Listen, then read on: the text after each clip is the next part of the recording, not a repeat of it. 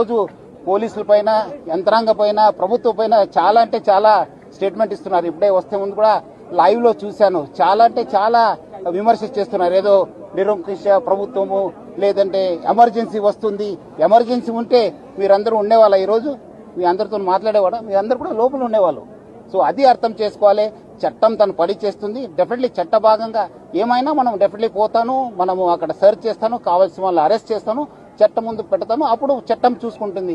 So అందుకు ఎవరు కూడా మీరు విమర్శ చేయవచ్చు, కానీ వాళ్ళు చరిత్ర హాని చేయడం కానీ వాళ్ళపైన ఏం ఆధారం లేకుండా చేయడం చాలా బాధము. డెఫినెట్లీ చట్టం తన పని చేస్తుంది. గౌరవం గురించి అంటున్నారు కదా, రాత్రి ఎన్టీవీ దేవి ఇంటికి వెళ్లి చాలా అసభ్యంగా బిహేవ్ చేశారని ఆమె చెప్తుంది.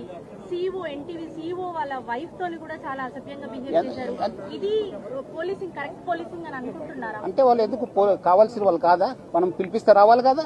వాళ్ళు కాకుండా ఈ రోజు ఒక మీ రిపోర్టరు మనము ఎట్లా పోవడానికి, రాత్రి పోవడానికి ప్రయత్నం చేశారు. ఏ ఆధార్ పైన పోతున్నారు? 5:30 టికెట్ బుక్ చేసి బ్యాంకాక్ పేరుతో వెళ్తున్నారు. కావాల్సింది ఆనే, మనకు కోఆపరేట్ చేయాలి కాదానే. చేయకుండా ఎందుకు పారిపోతున్నారు? ఎందుకు పోతున్నారు?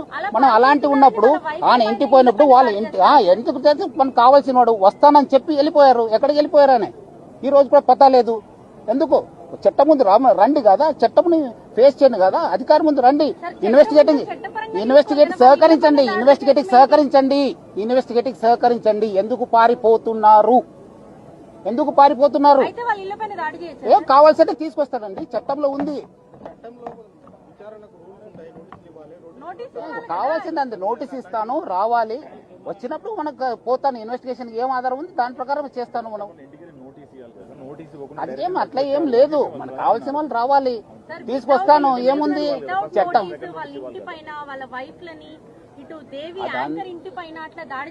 దేవి వస్తానని చెప్పి, దేవి వచ్చి అని చెప్పి ఎక్కడ పగలు కొట్టాను చెప్పండి. చూపించండి.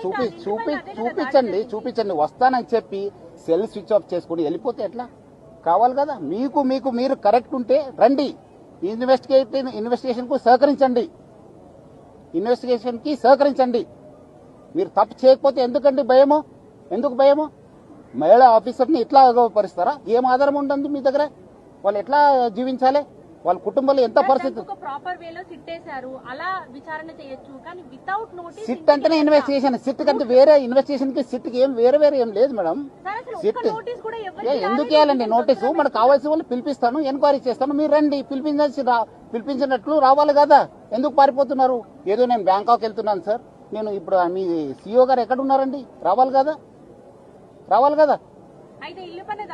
చేస్తానండి. ఎక్కడైనా పోతే ఎక్కడున్నా పట్టుకొని వస్తాను. నేను చట్టం ముందు ప్రవేశపెడతాను. చట్టంలో చూసుకోండి మీరు.